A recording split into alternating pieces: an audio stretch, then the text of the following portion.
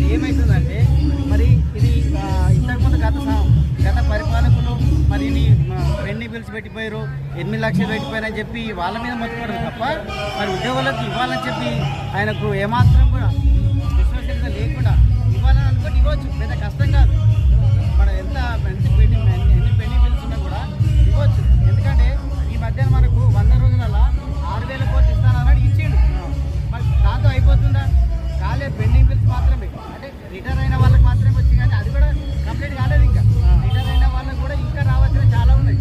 ఇంకా 10,000 కోట్లు 8,000 కోట్ల రావాల్సిన అవసరం ఉన్నది. అదే కాకుండా డిఎల్ కూడా అండి, 6 డిఎల్ సెంట్రల్ గవర్నమెంట్ 6 డిఎల్ ఇచ్చేసింది ఆల్రెడీ. 6 డిఎల్ ఉన్నటువంటి చరిత్ర నాకు తెలిసి ఈ దేశంలో ఏ రాష్ట్రం కూడా లేదు. తెలంగాణ ఒకటే ఉన్నది. మిగతా రాష్ట్రాలలో ఇన్ని డిఎల్ పెండింగ్ ఎక్కడ లేదు. అంటే ఇప్పుడు రేవంత్ రెడ్డి ఒక పక్క ప్రజాపాలనలో అందరూ సంతోషంగా ఉన్నారు అంటున్నాడు. మీరు ఇక్కడికి వచ్చి ఏమేమి చేయలేదు డిమాండ్ 5 అందరు సంతోషంగా ఉంటే ఇక్కడ రావాల్సిన అవసరం మాకు ఏముందండి? మేము స్కూల్లో హాయిగా పాఠాలు చెప్పుకుంటాం కదా. ఇక్కడికి వచ్చినామంటే అర్థం ఏంటి? సమస్యలు ఉన్నాయి కాబట్టి రావడం జరిగింది.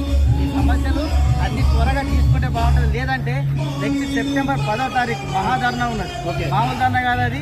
ఈరోజు ఇక్కడ జరుగుతున్నది కేవలం హైదరాబాద్ రంగారెడ్డి జిల్లా మాత్రమే వచ్చినాయి ఇక్కడ. కానీ 33 జిల్లాల నాయకులు, ఉద్యోగులు అందరు ఇక్కడికి వస్తే